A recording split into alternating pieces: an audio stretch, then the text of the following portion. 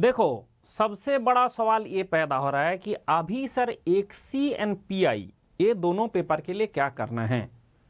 कुछ लोग एक्सी का पेपर देने जा रहे हैं, कुछ लोग पीआई का, कुछ लोग दोनों का।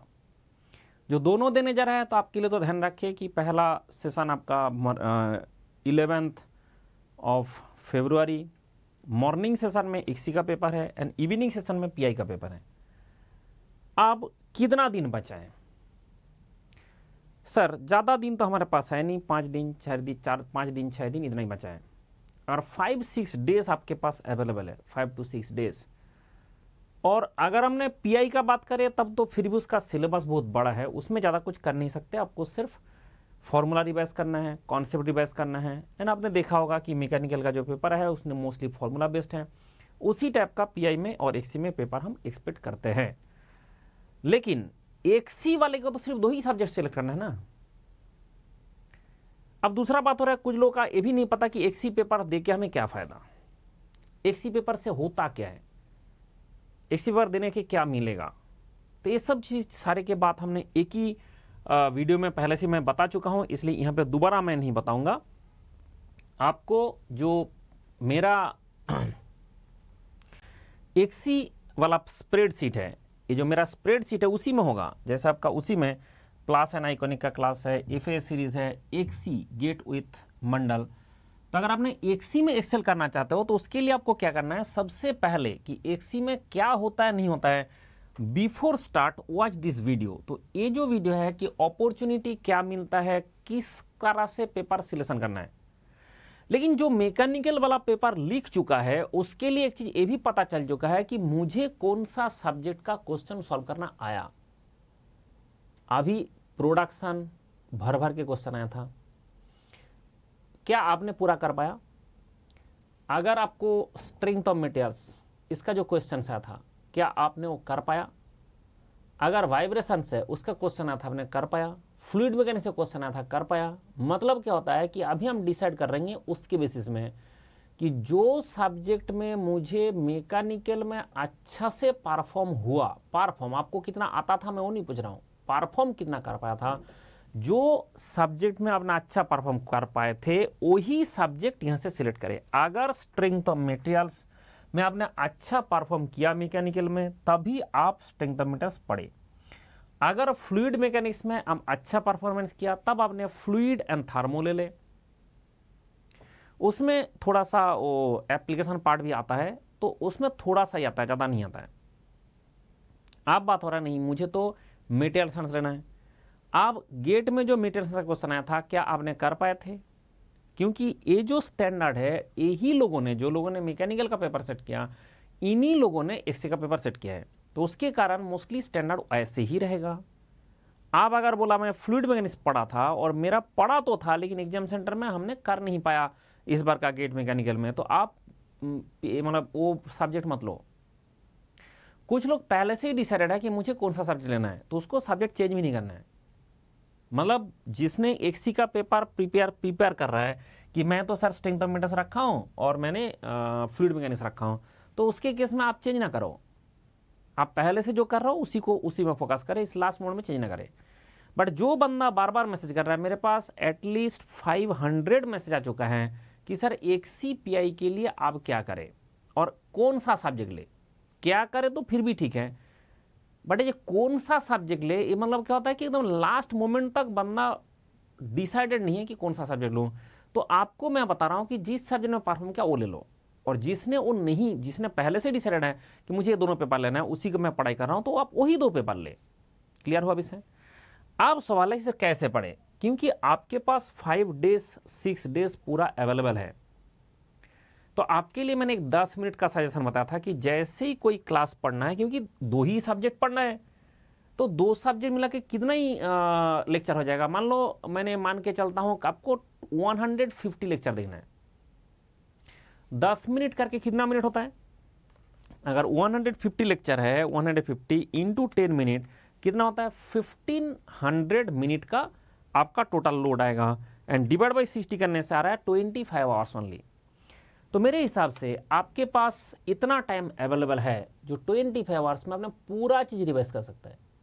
विथ 10 मिनट जो प्रोसेस जो मैंने बताया हूँ, बोला कैसा 10 मिनट, जैसे आपको मैंने दिया हूँ स्ट्रेंथ ऑफ मटेरियल्स, इसमें आपका एक क्लास है, आप यहाँ से भी क्लिक कर सकते हो और यहाँ पे URL है, यहाँ से भी क्लिक कर सकते हो। जैसे ही क्लिक कर दोगे तो आपको क्लास इस तरह से खुल के आ जाएगा।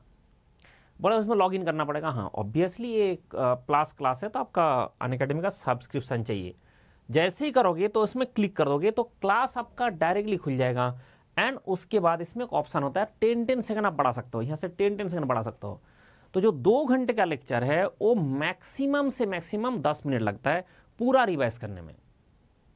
तो टोटल अगर मैंने 150 लेक्चर, जो बहुत ज़्यादा मैं माना हूँ, क्योंकि एक एक सब्जेक्ट में मैक्सिमम से मैक्सिमम 60-65 लेक्चर होता है, तो मतलब 130 के आसपास होगा।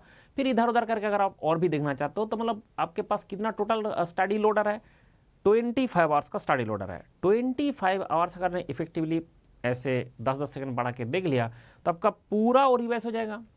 तो 25 आवर्स है, अगर 5 दिन में आपने 50 आवर्स का टारगेट लेता हो तो बाकी 25 आवर्स आप क्या करोगे ना, वो जो बाकी 25 आवर्स है उसमें आप फॉर्मूला पढ़ोगे, आप फॉर्मूला लिखोगे, आप जो है बार बार रिवाइज करोगे, आप फॉर्मूला बुक को रिवाइज करोगे। उसके साथ साथ जो अभी ज़्यादा कुछ टेस्ट मैच देने का जरूरत नहीं है, अभी जो हो गया आपको सिर्फ रिवाइज कर करके जाना है। ठीक है, आपने अगर नोट पर आपके पास है, वो नोट तो नोट के साथ साथ रिवाइज हो जाएगा ना। आपने सोम अगर मेरे से पढ़ा तो सोम आपका मेरे से पढ़ लो, और जैसे होगा तो आपका नोट के साथ साथ तो मैच करता जाएगा, तो आप फटाफट चीज़ हो जाएगा। मतलब आप जो नोट पहले बना के रखे हो वो पूरा रिवाइज हो जाएगा। उसके बाद आपको और एक बार रिवाइज करने का टाइम मिल जाएगा, क्योंकि आपको मैंने पहले मेरा वीडियो से रिवाइज करने बोला हूँ, उसके बाद और एक बार। तो मतलब 5 दिन में 50 घंटे का लोड आप लोगे तो आपका पूरा के पूरा XC का जो सिलेबस है वो दोबारा रिवाइज हो सकता है।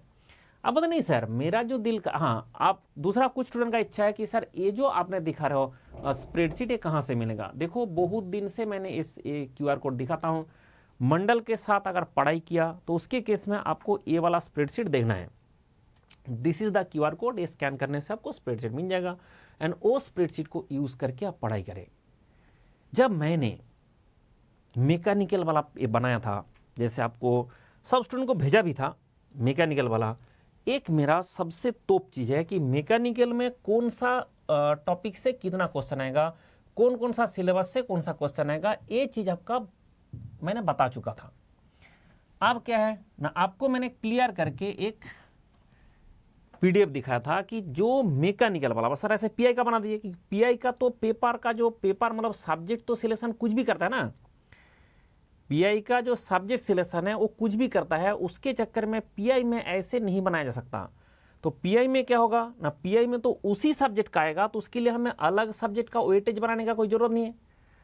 अब मुझे बताइए PI जो ब्रांच है उसमें अलग से मुझे क्यों बनाना है, ठीक है, सेपरेटली मुझे क्यों बनाना है, क्योंकि वो तो पता है कि भाई कौन सा सब्जेक्ट आप ले रहे हो, 2 ही सब्जेक्ट है, उसमें कैसे हम प्रायोरिटी बनाएं।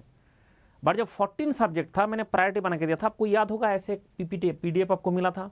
एंड इस PDF में प्रायोरिटी वाइज सबसे पहले प्रोडक्शन था 16%, कितना परसेंट है 22%। और सबसे पहले कौन दिया, किसको दिया था मैंने प्रायोरिटी, प्रोडक्शन। तो सबसे ऊपर कौन आया, प्रोडक्शन। मैथमेटिक्स 13 का 13, तो मैथमेटिक्स 2 नंबर में, हाँ 2 नंबर में। तीसरा नंबर में फ्लूइड मैकेनिक्स कितना आया ना, वो अभी 10 से 11 मार्क्स आ गया, इसका मतलब उतना ही है। इंजीनियरिंग मैकेनिक्स, ये इंजीनियरिंग मैकेनिक्स को मैंने, अगर आप देखे होंगे कि 2022 में इंजीनियरिंग मैकेनिक्स को मैंने 6-7 नंबर में रखा था, और इसमें जैसे 4 नंबर में लेके आ गया कि उसमें भी 11 मार्क्स। तो मुझे तो कुछ बंदा जो बेवड़ा है, और जो एक्चुअली बंदा बेवड़ा नहीं है, बंदा को कुछ बेवड़ा सलाह देता है, और सलाह दिया कि नहीं मैकेनिक्स का ना उतना प्रायोरिटी नहीं है। फिर मेरा जो चीज़ है, मेरे पास इंफॉर्मेशन है तब ना मैं बताया हूँ। अब उसके कारण मैंने ये एकदम एनालिसिस कर करके पूरा दुनिया का पूरा एनालिसिस निकाल के फिर मैं बताया हूँ कि इसमें IIT कानपुर का इच्छा होता है कि मैकेनिक्स वाला जो पार्ट है, फ्लूइड है, इंजीनियरिंग मैकेनिक्स है, इसमें वो लोग ज़्यादा फोकस करता है, तो इसमें ज़्यादा फोकस कर दिया। अभी 11 मार्क्स भी ज़्यादा, उससे भी ज़्यादा मार्क्स आ गया। अब बंदा पकड़ा जा रहा है कि इतना मैकेनिक्स तो कभी नहीं आता है। भाई आता नहीं है, नहीं मंडल बताया था कि नहीं। तो मैंने जो बता के रखा हूँ, सोम उसके बाद है थर्मोडायनेमिक्स। अब क्या हुआ कि जो ये RAC IC सब में आप लोग पकड़ा गए थे ना, कुछ लोग RAC IC ये सब जो है, इसमें क्वेश्चन ही नहीं है। अब क्वेश्चन क्यों नहीं आया भाई, ये तो हमने प्रायोरिटी सबसे लास्ट में रखा हो ना, इंजीनियरिंग मटेरियल्स है उसमें 2 क्वेश्चन आए। तो ये जो चीज़ है कि आपको ध्यान रखना है कि आप अगर सोचते हो कि मंडल जो कहता है उसके ऊपर से चला जाऊंगा। इसलिए मैंने बोला था, एक बात मैंने सीधा सीधा बोला था कि आप किससे सलाह लेते हो। आप अगर दुर्योधन हो तो आप शकुनी से सलाह लोगे और वो शकुनी टाइप का सलाह देगा, तो आप क्या बनोगे, दुर्योधन की तरह आप खत्म हो जाओगे। अगर आप अर्जुन हो तो आप कृष्ण से सलाह लोगे, तो उसके बाद आपको सक्सेस मिलेगा। तो सिंपल सा बात है कि आपने अगर सलाह कुछ आलतू फालतू लोगों से लिया तो आपने पगला गया। और आप जो प्रायोरिटी मैंने देख के रखा था और जो जो टॉपिक मैंने लिख के दिया था, ये नहीं सिर्फ प्रायोरिटी, जो जो टॉपिक मैंने लिख के दिया था, आज गेट का पेपर हो चुका है। एक क्वेश्चन बता दो, एक क्वेश्चन बता दो जो मेरा टॉपिक लिस्ट से बाहर है। This is impossible. सारा क्वेश्चन इसी टॉपिक लिस्ट का है। तो आपने फॉलो किया था, जो फॉलो किया था वो अच्छा कर लिया, और जो फॉलो नहीं किया था, इधर उधर मुंह मारता रहा, वो मुंह मारता ही रहता है। और वो सलाह आपने किससे लिया, शकुनी से कि कृष्ण से, उसके ऊपर डिपेंड करेगा आपका सक्सेस होगा कि फेलियर होगा।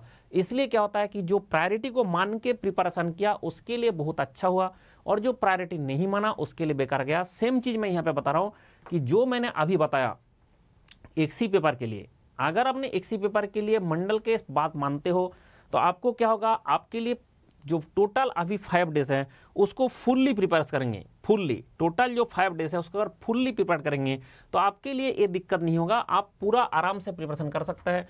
एंड उसके कारण ये जो आपका स्प्रेडशीट मैंने दिया हूँ that is for XE paper, ये सफिशियंट है। इससे ज़्यादा इसमें भी क्वेश्चन नहीं जाएगा। लेकिन इसमें ध्यान रखें, मैथमेटिक्स एक्सी का सिर्फ मैं सॉल्व करके दिया हूँ। अगर आपका मैथमेटिक्स करना है एक्सी का तो मेरे पास जो इसमें लास्ट में मैथमेटिक्स भी होगा, इसका जो लास्ट है, जो सब्जेक्ट आप सिलेक्ट करोगे इसमें होगा, जो भी वाइब्रेशन सिलेक्ट करोगे वाइब्रेशन होगा, जो भी सब्जेक्ट सिलेक्ट करोगे इसमें मैंने देके रखा हूँ। फ्लूइड मैकेनिक्स सिलेक्ट करोगे फ्लूइड मैकेनिक्स होगा। तो मैंने सारे सब्जेक्ट पढ़ा रखा हूँ, तो आप जो सब्जेक्ट सिलेक्ट करोगे उसी सब्जेक्ट का प्रैक्टिस करते रहना। एंड ये बात ध्यान रखें कि आपको अभी ज़्यादा कुछ और करना नहीं है। पहले एक बार रिवाइज कर ले पूरा वीडियो से, और एक बार कर ले आपका जो नोट्स है, जो फॉर्मूला है, उसको लिख लिख के प्रैक्टिस। तो ये 5 दिन के अंदर ये हो सकता है एंड 100% इसी में अच्छा परफॉर्म हो सकता है। उसके बाद अपना सपना और एक बार साकार करने का मौका मिलता है।